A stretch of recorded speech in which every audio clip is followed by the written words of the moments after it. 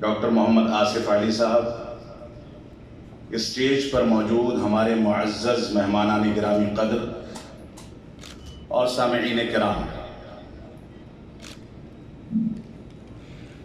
یہ بڑی خوشی کا موقع ہے اور خوشی سے زیادہ ذمہ داری کا موقع ہے کہ اس موقع سے ہم کچھ سنجیدہ گفتگو کر سکیں، ورنہ مجلسیں بہت ہوتی ہیں، پروگرام بہت ہوتے ہیں، لیکن نتائج بہت کم نکلتے ہیں۔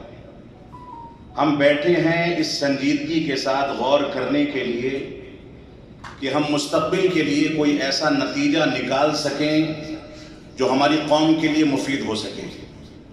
یہ بنیاد ہے، اور ڈائیورسٹی کے موضوع پر یہ جو پروگرام رکھا گیا ہے، یہ موضوع بہت زیادہ اہمیت کا حامل ہے موجودہ دور میں، جس کو اردو زبان میں تنوع کہہ سکتے ہیں۔ تنوع یا بقائے باہم، آپس میں امن و سلامتی کے ساتھ ہم دوسرے مذاہب کے ماننے والوں اور دوسرے افکار کے ماننے والوں کے ساتھ زندگی کیسے گزاریں۔ حقیقت یہ ہے کہ اسلام نے ان ساری کی ساری چیزوں کے بارے میں مکمل رہنمائی پیش کی ہے، اور شریعت اسلامیہ میں قرآن و سنت کے دلائل میں اس کے پورے اصول و ضوابط موجود ہیں۔ یہ ایک الگ مسئلہ ہے کہ اس کو دنیا کے سامنے پیش کرنے میں ہم اب تک ناکام رہے ہیں۔ ہمیں پوری سنجیدگی کے ساتھ یہ غور و تدبر کرنا چاہیے کہ اسلام کا وہ گوشہ، اسلام کی وہ تعلیمات جو موجودہ دور میں جب کسی کے ہاں صبر و تحمل نہیں ہے، سنجیدگی نہیں ہے، فوراً طیش میں آ جانے کی صلاحیت زیادہ ہے، رد عمل بغیر سوچے سمجھے ظاہر کرنے کی صلاحیت زیادہ ہے، ایسے وقت میں ہم اسلام کی ان تعلیمات کو کس طریقے سے لوگوں کے سامنے پیش کریں، یہ ہمارا بنیادی فریضہ ہے۔ بحیثیت عالم دین کے میں قرآن و سنت اور منہج سلف کی روشنی میں کچھ باتیں آپ کے سامنے پیش کرنے کی کوشش کروں گا۔ اللہ رب العالمین کا فرمان ہے، اعوذ باللہ من الشیطان الرجیم، بسم اللہ الرحمن الرحیم، ان اللہ لا یغیر ما بقوم حتی یغیروا ما بانفسہم وَإِذَا أَرَادَ اللَّهُ بِقَوْمٍ سُوءًا فَلَا مَرَدَّ لَهُ وَمَا لَهُم مِّن دُونِ اللَّهِ مِن وَالٍ، کہ اللہ رب العالمین بھی کسی قوم کی حالت اس وقت تک نہیں بدلتا ہے جب تک وہ قوم اپنی حالت کو بدلنے اور اپنے دل کو پاکیزگی حاصل کرنے اور دل کے اندر بالکل صاف شفافیت پیدا کرنے کی ذمہ داری نہ اٹھا لے۔ اور اللہ رب العالمین اگر کسی قوم کی حالت نہ بدلنے کے نتیجے میں کسی قوم کے ساتھ برائی کا ارادہ کر لے تو اللہ رب العالمین کے علاوہ کوئی بھی اس برائی کو اس سے ٹال نہیں سکتا۔ یہ اللہ رب العالمین کا وعدہ ہے جو 1400 سال پہلے رب کائنات نے قرآن مجید کی ایک آیت کریمہ کی شکل میں قرآن مجید کے حصے کے طور پر ہمارے سامنے واضح کر دیا۔ دنیا میں جتنی بھی قومیں آئی ہیں، وہ قومیں اپنے پیروں پر کھڑا ہونا نہ سیکھیں تو دوسری اقوام یا دوسرے لوگ آ کر کے پیر پہ کھڑا ہونا نہیں سکھاتے ہیں۔ ہماری اپنی ذمہ داری ہے کہ ہم ڈائیورسٹی کے اس موضوع کو، تنوع کے اس موضوع کو سامنے رکھ کر کے یہ سیکھیں کہ ہم کو کس قوم کے سامنے کیسے کھڑا ہونا ہے، کس معاشرے میں کیسے کام کرنا ہے، کون سی صلاحیتوں کا استعمال کہاں پر کرنا ہے، کہاں پر صبر و تحمل سے کام لینا ہے، اور کہاں پر کون سی پالیسی اختیار کرنی ہے۔ یہ بنیادی موضوع ہے جس موضوع کو اس مختصر خطاب کے اندر میں پورا حق ادا کر کے بیان تو نہیں کر سکتا، لیکن کوشش کروں گا کہ کسی حد تک اس کو بیان کر سکوں تاکہ آپ کے سامنے ایک پیغام جا سکے۔ سب سے پہلی بنیاد ڈائیورسٹی کے موضوع پر میں جو آپ کے سامنے پیش کرنا چاہتا ہوں وہ مدینہ منورہ کا میثاق ہے۔ رسول اکرم صلی اللہ علیہ وسلم نے یہودیوں سے مدینہ ہجرت کے بعد جو عہد نامہ کیا تھا، جو میثاق کیا تھا، وہ عہد نامہ آج کے دور میں مسلمانوں کے لیے زندگی گزارنے کا ایک بہت بنیادی اور بہت مضبوط لائے عمل ہے۔ اس کو لے کر کے اگر مسلمان چلتا ہے تو بہت سارے مسائل کو حل کیا جا سکتا ہے۔ اس کے بنود کو علماء کرام نے 50 سے زیادہ شکوں کے اندر ذکر کیا ہے، لیکن میں بہت اختصار کے ساتھ اس کے چند بنود یہاں ذکر کر کے چلوں گا، آگے بڑھوں گا۔ سب سے پہلی چیز آپ یہ سمجھ لیں کہ 2 لکیریں ہیں۔ اگر آپ کے سامنے کوئی 1 میٹر کی ایک لکیر کھینچتا ہے تو اس کا ایک حل یہ ہے کہ وہ لکیر ہمارے مفہوم اور اسی طریقے سے ہمارے منہج اور ہمارے طریقے یا ہماری فکر کے خلاف ہے، تو ہم اس لکیر کو مٹانے کے لیے اپنی صلاحیتیں ضائع کریں۔ اور دوسرا طریقہ یہ ہے کہ اس 1 میٹر کی لکیر کے آگے اس سے بڑی لکیر کھینچنے کی کوشش کریں۔ یہ اسلامی نظریہ ہے کہ آپ دنیا کے اندر کسی کو کاؤنٹر کرنے کے لیے اپنے آپ کو اتنا مضبوط کریں کہ وہ بذات خود آپ کے کارناموں کے نتیجے میں کاؤنٹر ہو جائے۔ اللہ کے نبی صلی اللہ علیہ وسلم نے جب مدینہ منورہ میں آپ تشریف لے گئے ہجرت کے بعد، تو دیکھا کہ اسواق المدینہ میں، مدینہ کے بازار میں یہودیوں کا غلبہ ہے۔ ہر چیز میں، ہر کاروبار میں وہ غالب ہیں۔ مسلمان پیوند لگے کپڑے بغیر سواری کے کسی طریقے سے مکہ مکرمہ سے مدینہ منورہ ہجرت کر کے آیا، کمزور تھا، لاچار تھا، بے یار و مددگار تھا، لیکن اس کے پاس سہارا تھا تو اپنے نبی کی تربیت اور نبی کی پیروی اور اس کی اتباع کا۔ اللہ کے نبی صلی اللہ علیہ وسلم کے پاس اس دور کی جو طاقت تھی، اگر آپ چاہتے تو یہودیوں کو وہاں سے اکھاڑ کر کے پھینک سکتے تھے، لیکن اللہ کے نبی صلی اللہ علیہ وسلم نے صحابہ کرام کو حوصلہ دیا کہ آپ بھی بازار میں اتریں، مہارت حاصل کریں، تجارت میں آگے بڑھیں، ترقی کریں۔ اور صحابہ کرام نے ایمانداری کی بنیاد پر، غیر سودی کاروبار اور محنت کی بنیاد پر کاروبار کی ترقی کے جو اسلامی اصول و ضوابط اختیار کیے، اس کے نتیجے میں دیکھتے دیکھتے مسلمان غالب آ گئے۔ تو یہ طریقہ تھا ترقی کرنے کا۔ یہی طریقہ آج کے دور میں اگر ہم اختیار کریں گے تو ترقی کریں گے۔ کاؤنٹر کرنا، کسی کے خلاف فوراً اپنی زبان کو کھول دینا، نتائج کے بارے میں فکر نہ کرنا، جو ہماری جذباتی پالیسی ہے، اور تیزی کے ساتھ رد عمل ظاہر کرنے کی جذباتیت جو ہمارے یہاں ہے، اس سے اب ہم کو ٹھہراؤ اختیار کرنا چاہیے۔ ہم کو سنجیدگی کے ساتھ غور و تدبر کرنا چاہیے کہ کہاں پر کون سی پالیسی لے کر کے ہم چلیں گے تو دوسروں کے مقابلے میں ہمارے قدم زیادہ مضبوطی کے ساتھ اس زمین پر پڑ سکیں گے، اور ہم دوسروں کے مقابلے میں زیادہ بہتر طریقے سے کاروبار اور دنیا کے مختلف میدانوں میں ترقی کر سکیں گے۔ یہ ہماری بنیادی ذمہ داری ہے۔ تو ڈائیورسٹی کے موضوع پر سب سے پہلی بنیاد میثاق مدینہ ہے۔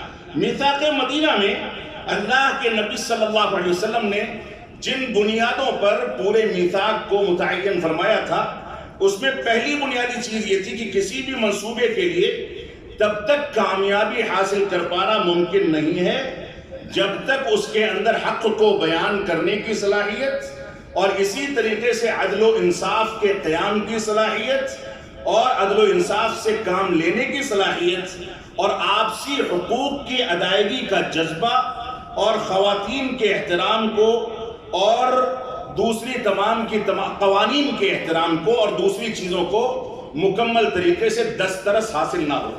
قوانین کا احترام یہ بنیاد ہے۔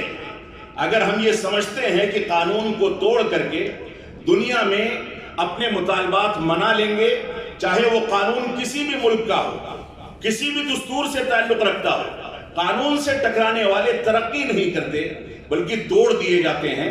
اس وجہ سے پہلا وثیقہ یہ ہے کہ کسی بھی منصوبے کے لیے تب تک کامیابی حاصل کر پانا ممکن نہیں ہے جب تک حق کو بیان کرنے کی صلاحیت نہ ہو، عدل و انصاف کے قیام کی کوششیں نہ ہو، آپسی حقوق نہ ادا کیے جائیں، اور قوانین کو احترام کی نظر سے نہ دیکھا جائے۔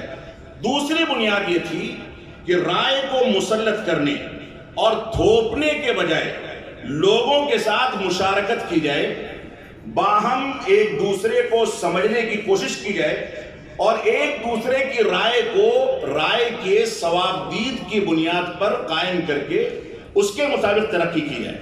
تیسری بنیاد یہ تھی کہ ایک اعلیٰ مذہبی اور سیاسی اتھارٹی بنائی جائے، اعلیٰ مذہبی اور سیاسی اتھارٹی بنائی جائے، اور اس اتھارٹی کے تقرر کے لیے اور اس کو معاشرے میں کام کرنے کے لیے اختیارات دیے جائیں، اور تنازعات اور عداوتوں کے بجائے اس میں ایک دوسرے کے تعاون کا جذبہ ہو، ایک دوسرے سے ڈائلاگ کرنے کا، ایک دوسرے سے تعاون کرنے اور بات چیت کرنے کا جذبہ ہو، تاکہ ایک دوسرے سے اس کی صلاحیتوں سے فائدہ اٹھا کر کے دنیا میں آگے بڑھنے کا ہنر سیکھا جائے۔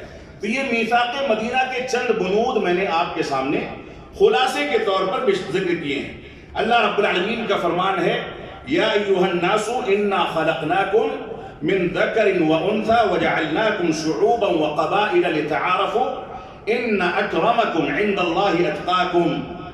اللہ رب العالمین نے سورۃ الحجرات کے اندر ارشاد فرمایا، اے لوگو، یہاں پر مسلمانوں کو مخاطب نہیں کیا گیا، بلکہ اللہ رب العالمین نے پوری انسانیت کو اور سارے مذاہب کے ماننے والوں کو، سارے مکاتب فکر کو مخاطب کر کے فرمایا، انا خلقناکم، ہم نے تم کو پیدا کیا ہے ایک مرد اور ایک عورت کے ذریعے، اور تم کو الگ الگ قبیلوں میں، الگ الگ تہذیبوں میں اور الگ الگ قبائل اور خاندانوں میں اور برادریوں میں بانٹ دیا۔ بانٹنے کا مقصد کیا ہے؟ مقصد یہ ہے کہ تم ایک دوسرے سے تعارف حاصل کرو، رشتہ داریوں کی بنیاد پر جڑو، اور ایک دوسرے سے تعارف حاصل کر کے یہ قبائل کے اختلاف کو صرف تعارف کی حد تک باقی رکھو۔ ایسا نہ ہو کہ تم یہ قبائل کے اختلاف کو تعصب کا ذریعہ بنا دو۔ اللہ کے نبی صلی اللہ علیہ وسلم نے حجۃ الوداع کے موقع سے جو پیغام دیا تھا، اس میں واضح کر دیا تھا کہ لا فضل لعربی علی عجمی ولا لعجمی علی عربی ولا لابیض علی اسود ولا لاسود علی ابیض، کہ کسی بھی عربی کو غیر عربی پر، کسی غیر عربی کو کسی عربی پر، کسی کالے کو کسی گورے پر، کسی گورے کو کسی کالے پر کوئی فوقیت اور امتیاز حاصل نہیں۔ فوقیت اور امتیاز کا ایک ہی پیمانہ ہے، وہ پیمانہ ہے رب کائنات کا ڈر، اس کا خوف، اس کی خشیت اور اس کا تقوی۔ یہ بنیاد ہے۔ رنگت، زبانوں کا اختلاف، تہذیب کا اختلاف، برادری کا اختلاف، یہ صرف تعارف کا ذریعہ ہے۔ تو اللہ رب العالمین نے ہم کو اس بنیاد پر پیدا فرمایا ہے۔ اللہ رب العالمین نے ایک اور جگہ پر ارشاد فرمایا، وَمِنْ آيَاتِهِ خَلْقُ السَّمَاوَاتِ وَالْأَرْضِ وَإِخْتِلَافُ أَلْسِنَتِكُمْ وَأَلْوَانِكُمْ إِنَّ فِي ذَلِكَ لَآيَاتٍ لِلْعَالِمِينَ۔ اللہ رب العالمین نے سورۃ الروم میں فرمایا کہ اللہ رب العالمین کی نشانیوں میں سے ایک نشانی یہ ہے کہ اللہ رب العالمین نے آسمان کو اور زمین کو پیدا فرمایا، اور تمہاری زبانوں کا اختلاف، کوئی انگریزی بولے، کوئی بھوجپوری، کوئی بنگلہ، کوئی زبان، کوئی عربی زبان، کوئی انگریزی زبان، کوئی حیدرآباد کی زبان، کوئی کسی زبان سے کسی کو مخاطب کرتا ہے، یہ ساری کے سارے اختلافات جو ہیں یہ بھی اللہ کی نشانی ہے۔ ایک ملک کے اندر اتنی زیادہ زبانوں سے لوگوں کو مخاطب کرنے والے لوگ، یہ بھی رب کائنات کی نشانی ہے۔ اور تمہارا الگ الگ رنگوں کا ہونا، کوئی گورا، کوئی کالا، کوئی سانولا، کوئی کسی رنگ کا، یہ بھی رب کائنات کی ایک نشانی ہے۔ اللہ رب العالمین نے فرمایا، ان سب چیزوں میں تمہارے لیے عبرت کا سامان رکھا گیا ہے، تمہارے لیے نصیحت رکھی گئی ہے۔ تو بقائے پرامن جو ہے، آپس میں امن و سلامتی کے ساتھ باقی رہنے کا جو اسلامی نظریہ ہے، اس نظریے کو بہت ساری صورتوں میں سمجھا جا سکتا ہے۔ پہلی صورت یہ ہے کہ انسان کی تکریم اور اس کے احترام پر اسلام نے ابھارا ہے۔ اس تکریم اور احترام میں مذہب کی تفریق کا کوئی گوشہ نہیں ہے۔ بحیثیت انسان کے ہر انسان کو دوسرے انسان کا احترام کرنا، عقیدے کا اختلاف، مذہب کا اختلاف، نظریے کا اختلاف، یہ دوسری چیز ہے۔ وہ اختلاف دلائل کی بنیاد پر لوگوں کے سامنے رکھا جائے، لوگوں کو حق کی طرف بلایا جائے، یہ ایک الگ موضوع ہے۔ لیکن اس موضوع کی بنیاد پر کسی سے اختلاف کو بنیاد بنا کر کے آدمی ایک دوسرے کی توہین کرے، ایک دوسرے کا ٹھٹھا اڑائے، اس بات کی اسلام اجازت نہیں دیتا ہے۔ اسی طریقے سے اللہ رب العالمین نے فرمایا، وَلَقَدْ كَرَّمْنَا بَنِي آدم، کہ ہم نے بنی آدم کو تکریم دی ہے، اس کو عزت دی ہے۔ یہ بنی آدم جو ہے، یہاں پر بنی آدم کو مخاطب کرنے یا اس کا تذکرہ کرنے کا مقصد یہی ہے کہ بنی آدم میں جتنے بھی مذاہب کے ماننے والے ہیں ان سب کو رب کائنات نے عزت اور احترام کے حق سے نوازا ہے، لہذا سب کو ایک دوسرے کا احترام کرنا چاہیے۔ اسی طریقے سے بقائے باہم میں امن و سلامتی کا خیال کرنے میں دوسری بنیاد ہے کہ انسانی بھائی چارے کا مکمل خیال کیا جائے۔ انسانی بھائی چارہ، اللہ رب العالمین نے فرمایا وَمِنْ آیَاتِهِ خَلْقُ السَّمَاوَاتِ وَالْأَرْضِ، جیسا کہ پہلے گزرا کہ اللہ کی نشانی ہے کہ اس نے آسمان و زمین پیدا کیا، اور ہماری زبان اور رنگ کے اختلاف کو بھی رب کائنات نے اپنی نشانی قرار دیا۔ تیسری بنیاد اس چیز کی ہے کہ عقیدے اور مذہب کی آزادی دیتا ہے اسلام، اس کو کاؤنٹر کرنے کا علمی طریقہ، کسی کو حق پر لانے کا علمی طریقہ یقیناً بروئے کار رکھا جائے گا، لیکن مذہبی اور عقیدے کی آزادی، اس پر اسلام سارے انسانوں کو آزادی دے کر کے چلتا ہے، اور ان کو پورا اختیار ہے کہ وہ اپنے لحاظ سے جو چاہیں کریں، لیکن اگر وہ غلط کرتے ہیں اسلامی نقطہ نظر سے تو ان کو یہ بتایا جانا چاہیے کہ اللہ رب العالمین نے ہم کو توحید کی بنیاد پر دنیا میں پیدا کیا ہے، لہذا تم شرک کو چھوڑ کر کے توحید کی جانب آؤ۔ یہ رب کائنات کا ایک حق ہے جو اس نے ہم کو دے رکھا ہے۔ اسی طریقے سے چوتھی چیز بقائے باہم کی امن و سلامتی کے ساتھ یہ ہے کہ مکالمہ اور مواصلات، ہم آپس میں ڈائیلاگ اور ایک دوسرے سے تعلقات بنانے کے بارے میں، باہم رابطے کے بارے میں ہم ایک دوسرے کو اس کا حق دیں۔ یہ حق اسلام نے دے رکھا ہے، رب کائنات نے دے رکھا ہے۔ اور پانچویں چیز ہے اس سلسلے کی آخری چیز جس پر مجھ کو گفتگو کرنی ہے، وہ آپسی تعاون اور یکجہتی کی ضمانت۔ آپس میں ایک دوسرے کا تجارت کے معاملات میں مذہبی تفریق کی بنیاد کے بغیر تعاون کرنا، دنیا کی ترقی کے لیے کسی انداز کی تفریق پیدا کیے بغیر ایک دوسرے کا تعاون کرنا، اس کی ضمانت یہ اسلام نے پوری انسانیت کو دے رکھی ہے۔ یہ ہماری ذمہ داری ہے کہ تعاون اور تضامن، یعنی ضمانت دینے اور آپسی تعاون کو یقینی بنائیں۔ اسی طریقے سے ہماری ایک ذمہ داری یہ ہے کہ ہم ایک دوسرے کے حقوق کا مکمل خیال کریں۔ حقوق کے موضوع پر میں جاؤں گا تو لمبی گفتگو ہو جائے گی، لیکن اختصار کے ساتھ حقوق اور رائٹس کا جو مسئلہ ہے وہ آپ سامنے رکھیں کہ انسان کی ذات کو تکریم دینا یہ اس کا حق ہے، اس کا رائٹ ہے۔ اسی طریقے سے انسان کے احترام کی جو بنیاد ہے وہ رب کائنات نے قرآن و سنت میں جس تناظر میں ذکر کی ہے یہ بھی اس کا رائٹ اور حق ہے۔ ایسے ہی انسان کو اللہ رب العالمین نے فطرت پر پیدا کیا ہے، اس فطرت پر اس کو لانا یہ ہر اس شخص کی ذمہ داری ہے اور اس کا رائٹ ہے جو ان چیزوں کو دقت کے ساتھ سمجھتا ہے۔ ایسے ہی انسان کی خدمت کے لیے اللہ رب العالمین نے اس کے تکریم کے مد نظر زمانے کو اس کے پیروں میں دے دیا ہے۔ حکومت کے اختیارات دیے گئے کہ وہ دنیا میں اپنی صلاحیتوں کے بنیاد پر آگے بڑھے، حکومت کرے، دنیا کے اندر سسٹم قائم کرے، تعلیم کا، روزگار کا، انسانی ضرورتوں کی تکمیل کا۔ یہ انسان کی تکریم کا نتیجہ ہے۔ جنات ہم سے زیادہ طاقتور ہیں لیکن ان کو یہ سسٹم نہیں دیا گیا، ہم انسانوں کو یہ سسٹم دیا گیا ہے، لہذا انسانی تکریم کا تقاضا ہے کہ ہم ایک دوسرے کا احترام کر کے اس سسٹم کو مضبوط بنائیں۔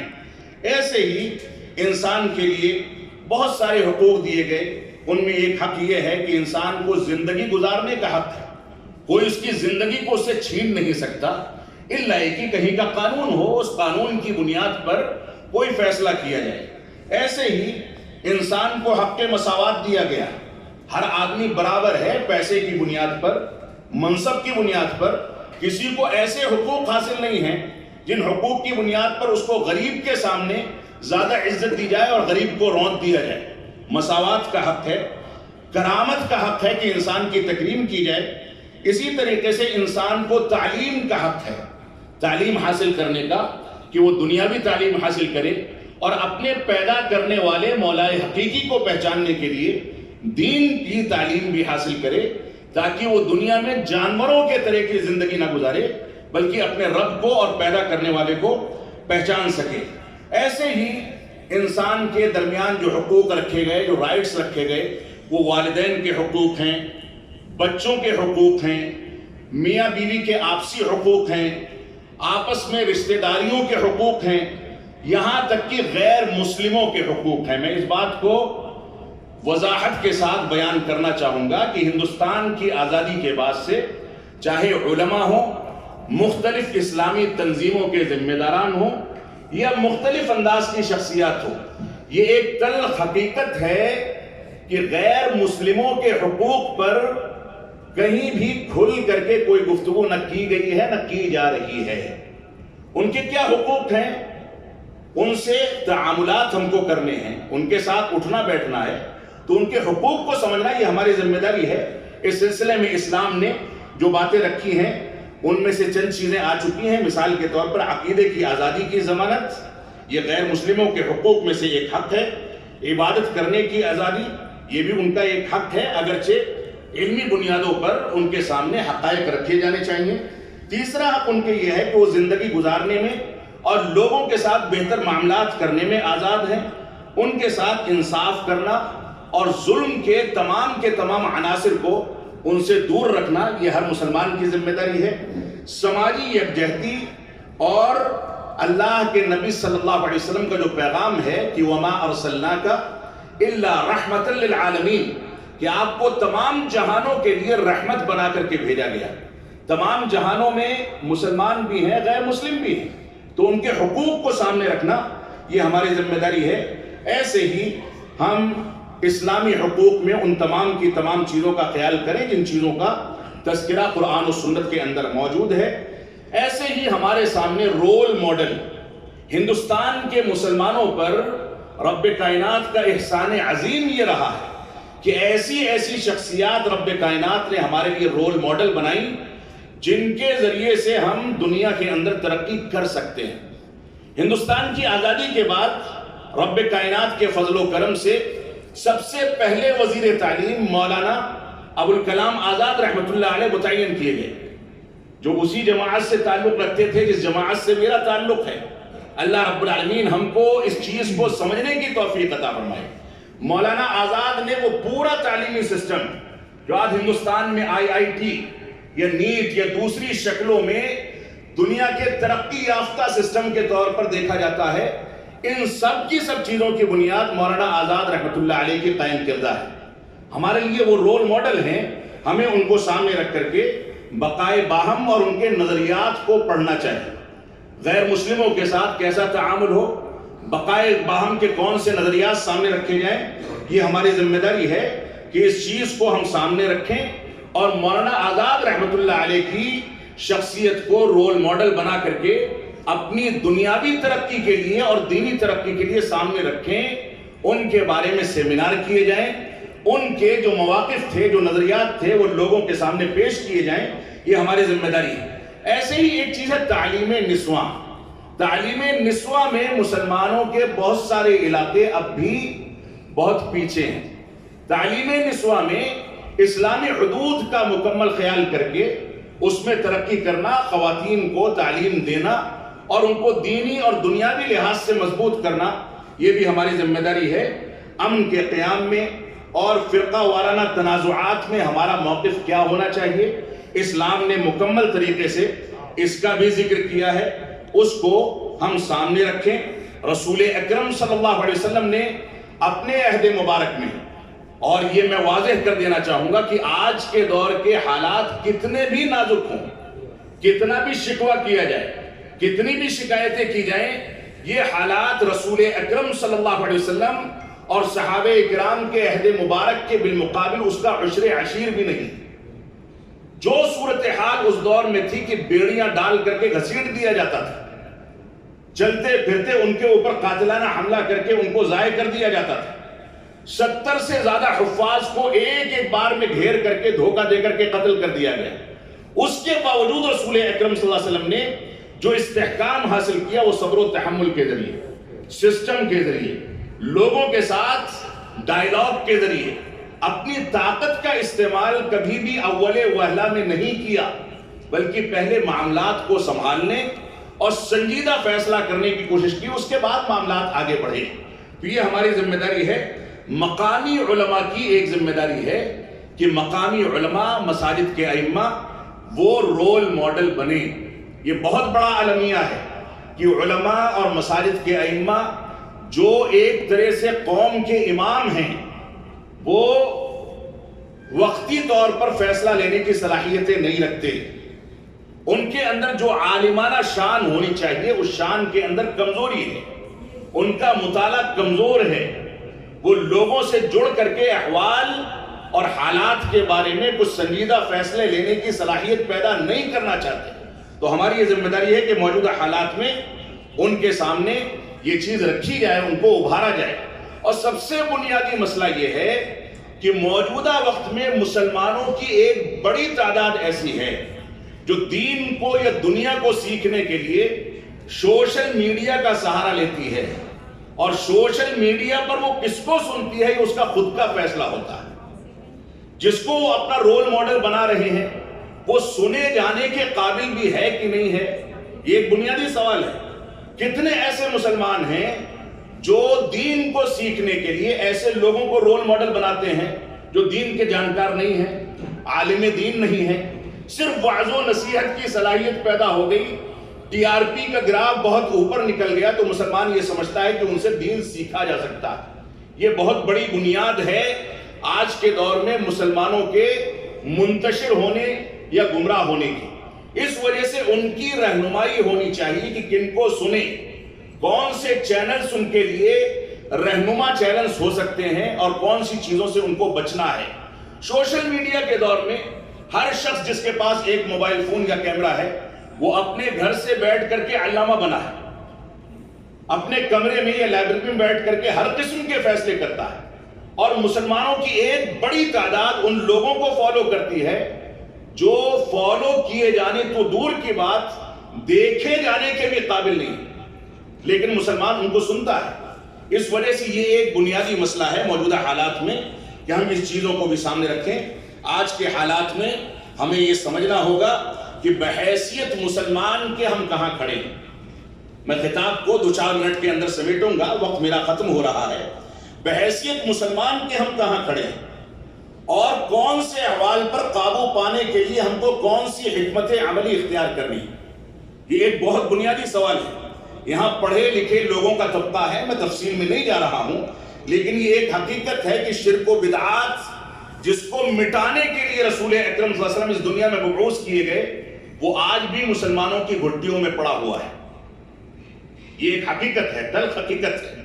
اسی طریقے سے نشہ آور چیزوں میں نئی نسلوں نے جس انداز سے اس کو اپنا کر کے اپنے آپ کو تباہی کے حوالے کر دیا ہے، اس میں دوسری قوموں کے ساتھ ساتھ ہماری قوم بھی کسی سے پیچھے نہیں ہے۔ مسلم محلوں کی، مسلم علاقوں کی ذمہ داری اگر آپ اٹھاتے ہیں، وہاں کا دراسہ کریں، جائزہ لیں، تو رات میں 12 بجے سے پہلے ماں باپ کا ثبوت ماں باپ کے پاس نہیں آتا ہے، اور صبح صلاۃ فجر چھوڑ کر کے دیر تک آفس کا ٹائم نکل جائے، اسکول کا ٹائم نکل جائے، وہ پڑا سوتا رہتا ہے۔ ایسی قوموں کو ترقی نہیں مل سکتی ہے۔ تو ہماری یہ ذمہ داری ہے کہ ہم بحیثیت مسلمان کے اپنی ذمہ داریوں کو نبھائیں۔ سودی کاروبار جس کو مٹانے کے لیے رسول اکرم صلی اللہ علیہ وسلم نے پورے جتن کیے، اس کاروبار نے ہمارے معاشرے کو تباہی کی طرف دھکیل دیا ہے۔ ارتداد کا فتنہ، ہماری بچیاں دوسروں سے شادیاں کر کے بھاگ رہی ہیں، اس کے اسباب کیا ہیں، اس پر غور کرنا ہوگا۔ ہمیں اسی طریقے سے خواتین کے حقوق کے بارے میں سوچنا ہوگا۔ میراث سے، وراثت کے حقوق سے ہم خواتین کو محروم کر دیتے ہیں۔ بڑے بڑے دیندار گھرانوں کو، عالموں کے گھرانوں کو میں نے دیکھا ہے کہ بچوں کو یعنی لڑکوں کو حصہ دے دیا گیا، لڑکیوں کو محروم کر دیا گیا۔ یہ کون سے انصاف کی بات ہے؟ یہ بظاہر ایک عمل ہے جو وقتی طور پر کیا جاتا ہے، لیکن اس کے خراب نتائج کئی نسلیں بھگتتی ہیں، کئی جنریشن بھگتتی ہے۔ اور سب سے بڑی بات یہ ہے کہ ایک دوسرے کا حق مار کر کے ہم رب کائنات کو ناراض کر کے اللہ رب العالمین کی ناراضگی، اس کا غضب مول لیتے ہیں۔ تو میراث کا جو حق ہے خواتین کا یا مردوں کا، اس میں انصاف سے کام لیا جائے اور اس کو مکمل طریقے سے سمجھا جائے کہ اتنا پاکیزہ نظام جو اسلام نے پیش کر دیا ہے وہ دنیا کی کوئی طاقت پیش نہیں کر سکتی، لیکن ہم اتنے بدترین ہیں کہ اس کو نافذ کرنے سے عاجز ہیں۔ اس وجہ سے ہماری ذمہ داری ہے کہ اس پر غور و تدبر کریں. شادی بیاہ کی فضول خرچیاں، شادی بیاہ میں طلاق تک کی نوبتیں، خلا اور حلالہ جیسی لعنت اور اس انداز کی چیزوں کو لوگوں نے تھوڑی تھوڑی دکانیں چلانے کے لیے نہ جانے کہاں تک رواج دے دیا. یہ ہماری ذمہ داری ہے کہ اس پر غور و تدبر کیا جائے. اور وہی آیت کریمہ میں دوبارہ سے پڑھوں گا جس میں رب کائنات نے فرمایا ان اللہ لا یغیر ما بقوم حتی یغیروا ما بانفسهم واذا اراد اللہ بقوم سوءا فلا مرد له وما لهم من دون اللہ من وال. کہ اللہ رب العالمین جب تک ہم اپنی حالت کو نہیں بدلیں گے، جب تک ہماری حالت کو تبدیل کرنے والا نہیں ہے. اور جو لوگ مایوس ہوتے ہیں وہ ایک بات سمجھ لیں کہ نشانہ کس کو بنایا جاتا ہے؟ نشانہ اسی کو بنایا جاتا ہے کہ جو مد مقابل صف اول کا شہسوار ہوتا ہے. ہمیں بار بار نشانہ بنایا جانا یہ اس بات کی دلیل ہے کہ ہم صف اول کے شہسوار ہیں. اور ہمارے مذہب نے ہم کو مکمل رہنمائی دی ہے کہ آپ کسی سے نشانہ بن جائیں تو بھی سنجیدگی سے اور صبر و تحمل کے ساتھ کام لے کر کے اسوہ رسول کو اور سیرت رسول کو سامنے رکھیں. یہ ہماری بنیادی ذمہ داری ہے. آپ چھوٹی لکیر اور بڑی لکیر کی مثال کو سامنے رکھیں. حجۃ الوداع کے وہ بنود سامنے رکھیں جس میں اللہ کے نبی صلی اللہ علیہ وسلم نے ایک دوسرے کا احترام کرنے کا حکم دیا، ایک دوسرے کے مال کو ایک دوسرے پر یا اس کی جان کو ایک دوسرے پر حرام قرار دیا. اللہ کے نبی صلی اللہ علیہ وسلم نے اس موقع سے بار بار فرمایا فاتقوا اللہ فی النساء. اللہ رب العالمین سے، اللہ کی ان خواتین کے بارے میں رب کائنات سے ڈرتے رہو، ان کے حقوق ادا کرتے رہو. اللہ رب العالمین نے اور رسول اکرم صلی اللہ علیہ وسلم نے اس موقع سے فرمایا کہ المسلم من سلم المسلمون من لسانہ ویدہ. حقیقی مسلمان یہ ہے جس کی زبان سے اور جس کے ہاتھ سے دوسرے لوگ اور مسلمان محفوظ رہیں. آج بہت سارے علاقے ایسے ہیں جہاں گالی گلوچ اور زبان کی کیفیت اور نوعیت کو دیکھ کر کے آپ بغیر دیکھے یہ فیصلہ کر سکتے ہیں کہ مسلمانوں کا علاقہ ہے کہ غیر مسلموں کا علاقہ ہے. زبان ہماری اتنی خراب ہو چکی ہے، جبکہ وہ سچا مسلمان نہیں ہو سکتا جو زبان، جس کی زبان سے لوگ محفوظ نہ ہوں. زنا کو، چوری کو، ان ساری کی ساری چیزوں کو اللہ کے نبی صلی اللہ علیہ وسلم نے حجۃ الوداع کے پیغام میں حرام قرار دیا. ہم کو اس سے ڈرایا، دور رہنے کی تلقین کی، والدین کے ساتھ حسن سلوک کی تلقین کی، رشتہ داریوں کو نبھانے کی تلقین کی، دوسروں کے حقوق کو مارنے سے ڈرایا. اسی طریقے سے میراث کی تقسیم پر بھی تاکید کی. اور میں ایک روایت آپ کے سامنے ذکر کر کے خطاب کو ختم کروں گا. اللہ کے نبی صلی اللہ علیہ وسلم کا فرمان ہے یوشک الامم ان تداع علیکم کما تداع الاکلۃ الی قصعتها. ان قریب تمہارے اوپر دنیا کی ساری قومیں ٹوٹ پڑیں گی جیسے بھوکے اور پیاسے لوگ کھانے کے برتن پر ٹوٹ پڑتے ہیں.